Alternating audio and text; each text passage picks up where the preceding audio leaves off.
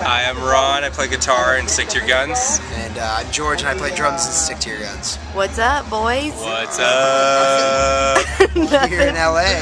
Chilling at the House of Blues. Good old LA. Well, how is the tour going so far? This tour is amazing. By far the best tour we've probably We done. can't be happier. Every show has been just unbelievably great. I mean, there's really no words to describe it. Unbelievably. Unbelievably great. So. It's like an Arby's commercial. Yeah. Or McDonald's frappe. Okay, well, when you all started first touring, you gained a lot of attention by multiple independent record labels. Yes. How did you decide which one to finally go with? At the time, Ash had approached the band and said, had spoken about, just Sumerian in general, and it seemed that, they were just starting out. I think like the only band they had on their roster was the Faceless, and it was something to where they could devote a lot of attention to us and really help the band. And I think all of us can say that without Sumerian Records, Stick to Your Guns wouldn't be where we are. Ash Avelson's pretty much was the driving force behind catapulting this band into this crazy world of touring. Made the move from Sumerian to Century Media.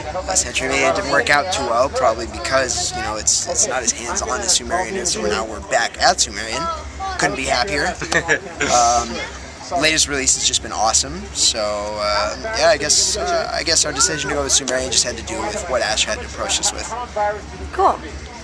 Yes. Ditto. Couldn't have said it better. Agreed. Okay, well, you all recently released a new album. Yes. But are you already working on new material, or are you just focusing on touring? We have some new material. There's been ideas floating around, some rough tracks. Our other guitar player's been writing a little bit. It's usually we listen to some song, we're like, that's fucking sick! Yeah. We gotta take that and make it our own somehow. Yeah. Not that we're plagiarizers. It's just, it's like Tarantino said. Everybody draws inspiration. Right, from it. That's right. Tarantino said it best, you take what you know and you just try to make your own on it. So yeah, things are we're thinking about it, but we're still busy touring on this album because it's still fresh, and but ideas are always flowing. So very excited to getting to play a lot of the other tracks off the Hope Division with the headliner. I mean, we hope to play a good chunk of the record. So cool. Well, speaking of hope, do you guys think that Obama stole his Hope campaign from you guys? I think we stole it from him. I think the word hope has just been getting tossed around more and more in the later year, and Jesse was obviously inspired from it. So. Oh, okay. Just wondering. Yeah. I am not big on the whole. I don't follow politics, so I can't really comment on that. I mean, I don't know. Well, that's okay. I don't know who Obama is. Oh, okay. All right. I'm You know who he Canadian. is? I'm Canadian. He is Canadian. Oh, okay. All right. Who, the Prime Minister? He's the Prime Minister of the United States, right? Some nation. You just know about ketchup chips and stuff. Right, Yeah, right. exactly. Catch a chick. All right. Well, there's a lot of well-known hardcore bands out of Orange County.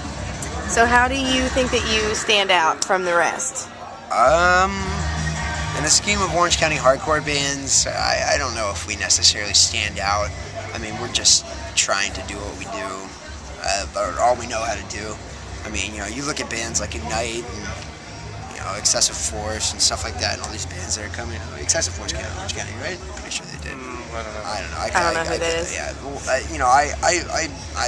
I look at a band like Ignite, and I think I look at what they've done for just everything in Orange County, and I mean, if we measure up to that, if people want to compare us to a band like Ignite, then it's like that's great. That's wow, it's an honor. But we're just trying to do as much as we can. Ron? I mean, there is even going back to the Hope thing. We always try to bring that, and not a lot of bands, perceive that same message. So I mean, if that makes us stand out at all, I don't think hardcore is known for being very positive. It depends. You have to it comes off very angry and whatever. We maybe look mean. Something that we try to do. We think it's cool, but when you get down to the lyrics and the message that the band portrays, right? It's somewhat different than a lot of what other bands are doing. Well, that makes you stand out then. There you go. Do what we can. All right. Well, what made you all want to re-release For What It's Worth? At the time, For What It's Worth, it had just been something they recorded on their own, and then Ash approached them about releasing on Sumerian, and so we had done the 2 tracks, Laugh Right Back and Such an Outrage, and had a live set at Chain, and just decided to package it up and then re-release it. So that was like Sumerian's first release. Was that show at Chain the one that holds the record for the attendance? It is the one that holds the record for the attendance. Congratulations. It will never be broken because the fire marshal has came in and said, put a stop to that. There is no fucking way. Well, I've been to Chain, and that show apparently had over 800 people. Dashboard and AFI don't have shit on Stick to Your Guns. I don't know how that many people fit in that venue. I don't even want to know, because it is brutal when there's... The video footage from it is completely fogged. Like the cameras, it's just, you can't even see shit. I can only imagine. Yeah. All right, well, you all are very well known for your live shows. We try.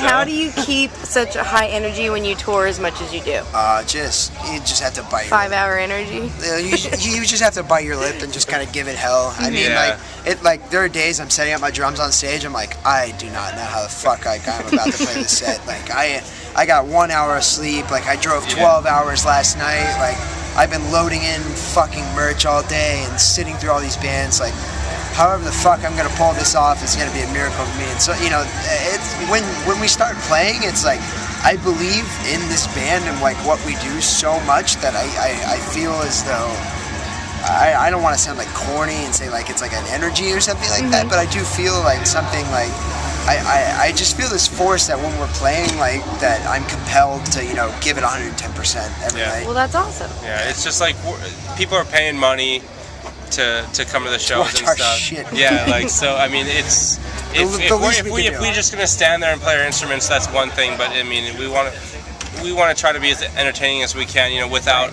a crazy light show or without like video projection and all this stuff. Like we got to do something with our bodies and. Right. So maybe you should throw in some wardrobe malfunctions. There you go. That's a great idea. What was that? A wardrobe malfunction. Maybe a ripped jean, a ripped crotch area. Maybe it'll up your YouTube hits, I'm sure. Well, who's been doing your album artwork? The Hope Heart was Jesse's friend Jordan. I forget his last name. Oh, Emmerich. Jordan Emmerich. He actually did the artwork for Comes From the Heart too, and he did like the artwork for the How to Power Clean Everything poster, the tour that we did with Shia Lude. Is that a play on the Propaganda album? Okay. Yeah. Jesse actually has the Propaganda tattoo behind his head, or behind his ear, on his head. Behind his head. Yeah. Jordan will probably do our artwork for the rest of. Is Jesse Canadian? Jesse's not Canadian. Well, soon enough. Who knows? He's hoping to be one day. He's quite jealous of me and there are other guitar players. He has a female in Montreal that he's very much in love with from Canada. But Ronnie's Canadian, Chris is Canadian. Yeah. So we have 2 Canadians in the band, which is a breeze passing into Canada, mind you. We see other bands are pulled over, all their shit's out of their trailer. They have to pay all these fees because they have all these other charges in the States. We pull up and they go, "Do you have Canadians in your band?" And we go, "Yeah, 2 of them. You have like merchandise? A couple shirts." Don't even scan our passports. Just let us in. They wheel out a red carpet. They shoot off fireworks. They have like cheerleaders that come out. It's great. Well, thanks. Yeah. Well, that's my part that I play. His part. That's why we pay him the big bucks, right? Yeah, awesome. Right. All right, boys. Well, that's all I've got for you. So if you wanted to just wave bye to everybody. Bye, everybody. Bye, Punk World. See ya. Punk World.